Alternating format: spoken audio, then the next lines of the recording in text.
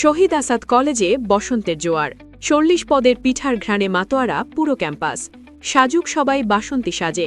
শিবপুরে ঋতুরাজকে বরণে জমকালো পিঠা উৎসব।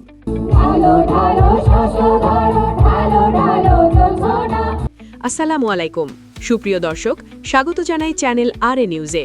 আজকের প্রতিবেদনে থাকছে শিবপুরের সরকারি শহীদ আসাদ কলেজে সোমবার ১৬ ফেব্রুয়ারি বর্ণিল বসন্তবরণ ও পিঠা উৎসব ১৪৩২ উদযাপিত হয়েছে। সাজুক সবাই বাসন্তী সাজে প্রতিপাদ্যকে কেন্দ্র করে কলেজ প্রাঙ্গণ রঙিন ফুল ও বসন্তের সাজে ভরে উঠেছিল। বিস্তারিত থাকছে নরসিংদী থেকে খায়রুল ইসলামের রিপোর্টে।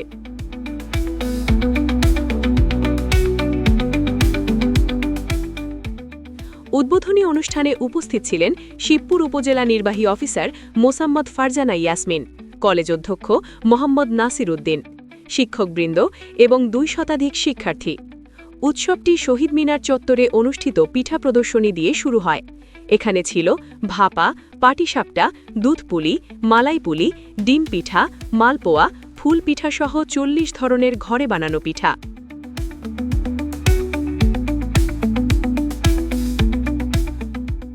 এই আজকের এই পিঠা উৎসবকে সুন্দরভাবে সবাইকে উপভোগ করার জন্য এবং সুশৃঙ্খলভাবে আমাদের অনুষ্ঠান পরিচালনায় সবাইকে সহযোগিতা করার জন্য আমি বিনীত অনুরোধ করছি।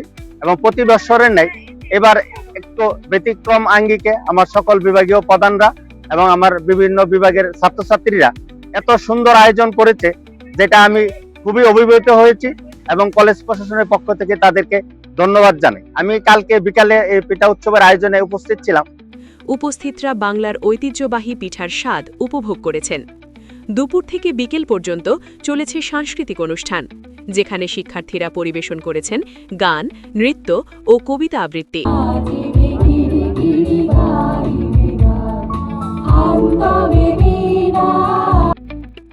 উপজেলা নির্বাহী অফিসার মোসাম্মদ ফারজানা ইয়াসমিন বলেন, বসন্তের রং আর ফুলের গন্ধে ভরে উঠুক সরকারি শহীদ আসাদ কলেজের সবুজ ক্যাম্পাস। অধ্যক্ষ মোহাম্মদ নাসির উদ্দিন বলেন, আজকের অনুষ্ঠান শিক্ষার্থীদের সমন্বয়ে আরও সুন্দরভাবে অনুষ্ঠিত হয়েছে। ভবিষ্যতেও এমন আয়োজন আরও বড় হবে।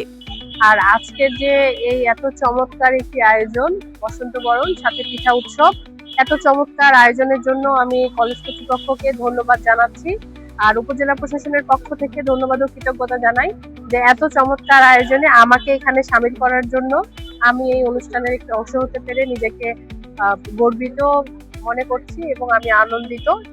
এই ছিল নরসিংদী থেকে আমাদের আজকের প্রতিবেদন। আর এমন গুরুত্বপূর্ণ ও সত্য সংবাদ পেতে চ্যানেল আর নিউজের সাথেই থাকুন। এতক্ষণ আপনাদের সাথে ছিলাম আমি তানিয়া শবনম।